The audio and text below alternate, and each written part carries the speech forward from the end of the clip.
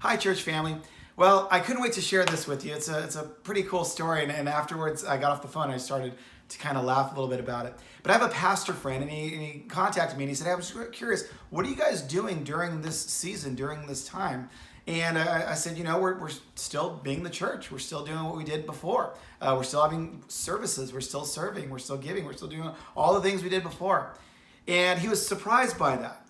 And so he asked me, so what do you mean? Like, I don't understand. Your people are actually continuing to give even during this time? And I was like, yeah, that's right. And he's like kind of trying to figure it out and everything. And he said, well, what did you do? And I'm like, I didn't do anything.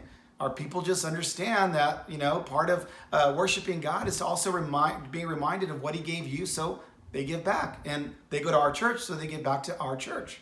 They know that my tithe isn't going to take care of our church alone, so they all come in and they honor God with their giving, and they do it at our church. I mean, I don't know. There's not much else to tell you. He says, well, what about, your audience? I was noticing that you have like over 100 comments on your last service, and you guys, I didn't even know if you had 100 people in your church. How you doing that? What are you guys doing? What's going on? And then he said, who's your marketing team? My marketing team? Hello, marketing team. What is that? We don't have a marketing team. I just got done explaining to you that we're in one of the worst economic hits we've seen in our lifetime, and our people are still faithfully giving. I'm not going to give their giving that they're giving to God. I'm not going to give that giving to some marketing team. We don't have any marketing team. I don't even know if that exists for churches. I didn't know about that. And he said, well, we're looking at different marketing solutions. And I was like, that's great for you guys, but our marketing team is our people. That's our marketing team. We just love our church. We want to give to our church. We want to serve in our church. That was another thing he was kind of curious about. I was like, well, what are you doing to serving? You don't have a food bank. You don't have a facility. I was like, our people are finding a way.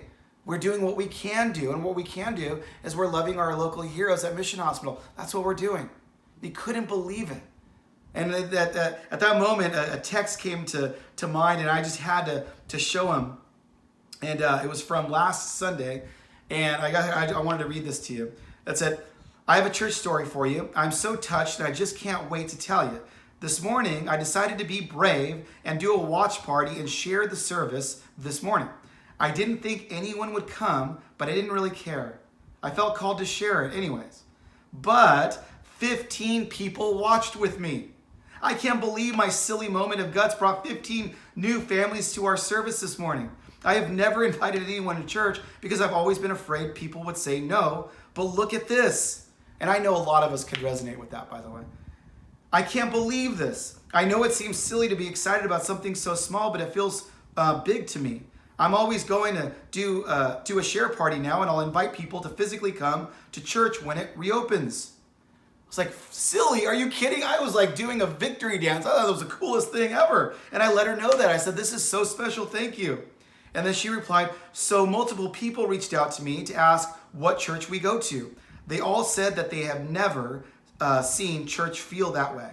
Wow, I'm just so glad so many people felt the way I feel every service. This is so interesting to see how he is working even in this crazy time. I'm so glad that we have the best church family ever. What's our marketing team, sir? It is you. It is me. It is our entire family coming together and saying, we love our church. We love Jesus. And we're not afraid to admit it.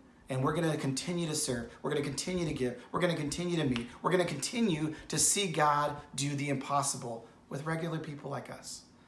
I love you so much. I know this is tough. I'm praying for you daily.